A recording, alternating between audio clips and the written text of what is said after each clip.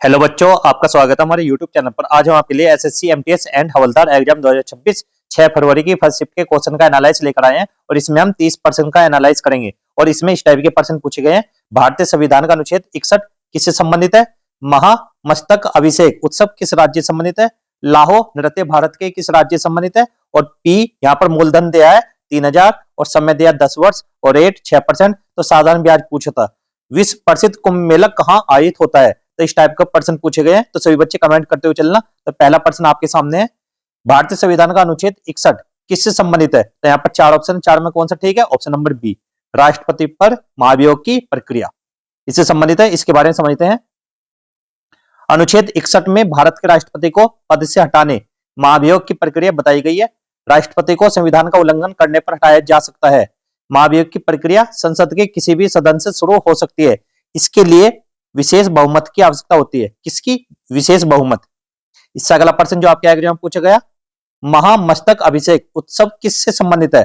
यह option number C, भगवान बाहुबली गोमेटेश्वर। तो इसके बारे में देखते हैं।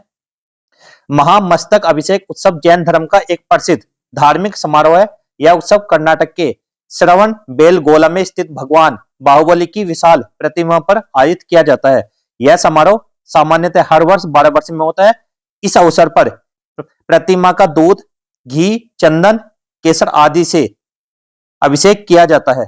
इससे अगला प्रश्न जो आपके एग्जाम पूछा गया, विश्व प्रसिद्ध कुंभ मेला कहां लगता है? ये लगते हैं ऑप्शन नंबर बी, 4 पवित्र स्थलों पर। तो कौन कौन से पवित्र स्थल है? पहला है प्रयागराज जो उत्तर प्रदेश में गंगा, यमुना और सरस्वती का यहाँ पर संगम है। हरिद्वार उत्तराखंड में गंगा नदी के किनारे। तो ये वाला प्रश्न पूछा गया था, उत्तराखंड वाला।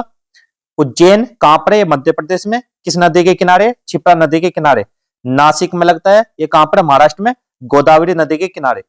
यह मेला हिंदू धर्म का सबसे बड़ा धार्मिक आयोजन माना जाता है। इससे अगला प्रश्न जो आपके एग्जाम पूछा गया, सेल्यूकस निकेटर कौन था और वह किसके राज दरबार से संबंधित था? यह किसके शासनकाल के संबंधित आया था?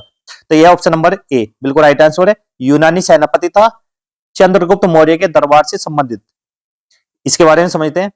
सेल्यूकस निकेटर सिकंदर महान का सेनापति और बाद में सेल्यूक साम्राज्य का शासक बना। उसने भारत पर आक्रमण किया लेकिन चंद्रगुप्त मौर्य से युद्ध में पराजित हुआ। बाद में दोनों के बीच संधि हुई और सेल्यूकस ने अपनी पुत्री का विवाह चंद्रगुप्त से कराया तथा अपना दूत मेगास्थनीज मौर्य दरबार में भेजा। मेगास्थनीज की जो पुस्तक का नाम है वो क्या है? इंडिका। इससे अगला प्रश्न जो आपके एग्जाम में पूछा गया, सविनय अवज्ञा आंदोलन दोबारा कब शुरू हुआ था? और जो पहला हुआ था वो हुआ था 1930 में। यहां पर पूछा गया कि जो दूसरा हुआ था वो कब हुआ था? ये हुआ था ऑप्शन नंबर बी 1932 में। इसके बारे में समझते हैं। सविनय अवज्ञा आंदोलन पहली बार 1930 में शुरू हुआ था। गांधी इरविन समझौते 1931 के बाद आंदोलन कुछ समय के लिए रोक दिया गया। जब अंग्रेजों ने समझौते की शर्तों का सही पालन नहीं किया तब महात्मा गांधी ने जनवरी 1932 में इस आंदोलन को फिर से शुरू किया। इससे अगला प्रश्न, state bank of Mysore SBM का भारतीय स्टेट बैंक एसबीआई में विलय कब हुआ? तो ये वाला प्रश्न पूछा गया था। ऑप्शन नंबर बी बिल्कुल राइट आंसर है। 1 अप्रैल 2017 को विलय हुआ था। State bank of Mysore SBM का भारतीय स्टेट बैंक एसबीआई में आधिकारिक विलय 1 अप्रैल 2017 को हुआ था। इस दिन एसबीएम सहित एसबीआई के अन्य सहयोगी bank state bank of Bikaner and Jaipur, state bank of Hyderabad, state bank of Patiala और स्टेट बैंक ऑफ त्रावणकोर भी एसबीआई में शामिल कर दिए गए। इसके बाद एसबीएम की सभी शाखाएं एसबीआई की शाखाओं के रूप में काम करने लगी। इससे अगला प्रश्न, लाहो नृत्य भारत के किस राज्य का प्रसिद्ध पारंपरिक लोक नृत्य है? ये किसका है? यह है ऑप्शन नंबर बी मेघालय का। किसका है? मेघालय में। लाहो नृत्य मेघालय राज्य का पारंपरिक लोक नृत्य मुख्य रूप से पनार, जयंतिया और खासी जनजाति द्वारा किया जाता है। यह नृत्य फसल कटाई के बाद खुशी और सामाजिक एकता के प्रतीक के रूप में बेदिन खलम त्योहार के दौरान प्रस्तुत किया जाता है। इससे अगला प्रश्न, HCl का रासायनिक नाम क्या है? यह ऑप्शन नंबर बी बिल्कुल राइट आंसर है, हाइड्रोक्लोरिक अम्ल HCl। HCl का पूरा नाम क्या है? हाइड्रोक्लोरिक अम्ल। यह एसिड, यह एक मजबूत अम्ल है जो हाइड्रोजन और क्लोरीन से मिलकर बना होता है। इससे अगला प्रश्न, 3000 की राशि पर 10 वर्ष के 6% वार्षिक साधन ब्याज की दर से प्राप्त ब्याज कितना होगा? तो यहाँ पर फॉर्मूला होता है PRT अपॉन 100 100। तो P का मान कितना दे रखा है यहाँ पर? 3000 है। 3000 लिखो यहाँ पर। और R की जगह दर कितनी है? 6 और टी जो समय दे रखा वो 10, नीचे 100। 2 जीरो से 2 जीरो काट दो, 1 और 1 2, और 3 की 6 में गुना करेंगे, 3 3 6 18, और कितने जीरो बची 2, तो कितना आ गया 1800 रुपए।